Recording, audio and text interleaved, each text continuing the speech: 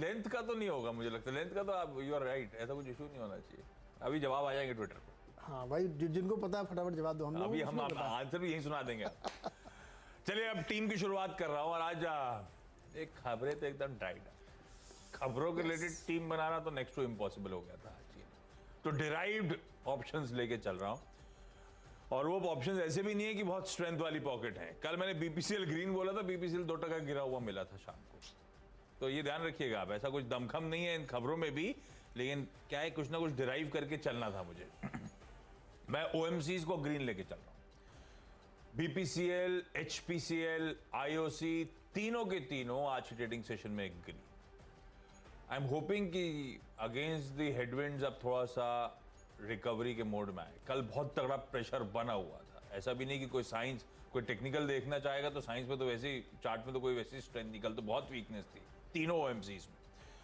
पर हुआ क्या, इस बीच क्रूड लगातार करेक्ट होते होते आज सुबह भी मैं देख रहा था $85 के नीचे, $84 के आसपास पहुंचता हुआ नजर आ रहा था। क्रूड करेक्ट कर रहा है, पंप के प्राइसेस रिवाइज नहीं हो रहे हैं डाउनवर्ड्स।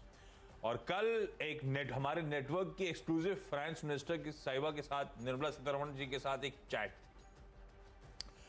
उस चैट में एक सवाल यही उठा था, पेट्रोल डीजल की कीमतें, वो पेन जो है कब रिड्यूस, कैसे रिड्यूस।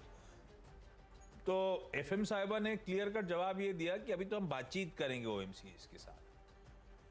कितनी अंडर रिकवरीज हुई, पेन इन्होंने झेला था, ये था झेला था जब पेट्रोल डीजल की कीमतें बढ़नी चाहिए थी, नहीं बढ़ी, बहुत टाइम तक नहीं बढ़ाई गई थी। तो वो जो पेन बैलेंस शीट ब्लीड कर गई थी, उसकी भरपाई करना है। तो वो उन्होंने स्पेसिफिकली कहा कि we need to see the losses of OMCs before deciding on cut in prices. तो दरअसल अब इनकी, ये कुछ दिन पहले भी हमने अलग तरह से सूत्रों के थ्रू से खबर दी थी कि ये जो विंडफॉल टैक्स का पैसा आ रहा है, वो हो सकता है ओएमसीज की माली हालत, तो उनकी बैलेंस शीट को स्ट्रेंथन करने के लिए इस्तेमाल किया जाए। कल इस पे नहीं चर्चा हुई कल, लेकिन एफएम साहिबा ने कहा कि मैं बातचीत करूंगी ओएमसीज के साथ, समझूंगी कितना ब्लीड कर चुके हैं, उसकी भरपाई करने की पहले सोची जाएगी, उसके बाद कट इन प्राइसेस डिसाइड किए। ये एफएम साहिबा की तरफ से स्टेटमेंट आते हुए, ऊपर से क्रूड करेक्ट हो रहा है तो बफर क्रिएट होता जा रहा है। मुझे लगता है अच्छी स्वीट स्पॉट में ये ओएमसीज बहुत पिटे हुए हैं, ये एकदम फॉलिंग नाइफ टाइप बिहेव कर रहे हैं।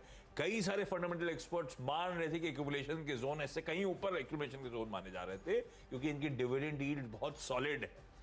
हालांकि जब कंपनीज ब्लीड करनी हो बैलेंस शीट, तब डिविडेंड का सोचना नहीं चाहिए, लेकिन ये बहुत जल्दी रीसेट कर दी जाती है बैलेंस शीट इसी तरह के चैनलाइज कर करके, और फिर एक तगड़ा डिविडेंड रोल आउट करती है। पर वो डिविडेंड की स्टोरी इस समय प्ले आउट नहीं हो रही है, इसलिए उसको नहीं लेके चल रहा। एफएम साहिबा के वो बयान, इनकी बैलेंस शीट को रीसेलेक्ट करना, मुझे लगता है वो ज्यादा पॉजिटिव है। पहले लेकिन वॉच आउट करिएगा, कोई ट्रेड में कूदने की जरूरत नहीं है। ओएमसीज रडार पे नहीं आनी बाजार के, छोड़ दीजिएगा, कोई जरूरत। अब देखिए ना आईटी कैसा रडार पे आया था कल बाजार के, out of the blue IT में एकदम से आईटी का यूज करा गया था, निफ्टी को थामने की कोशिश करी गई थी आईटी के थ्रू।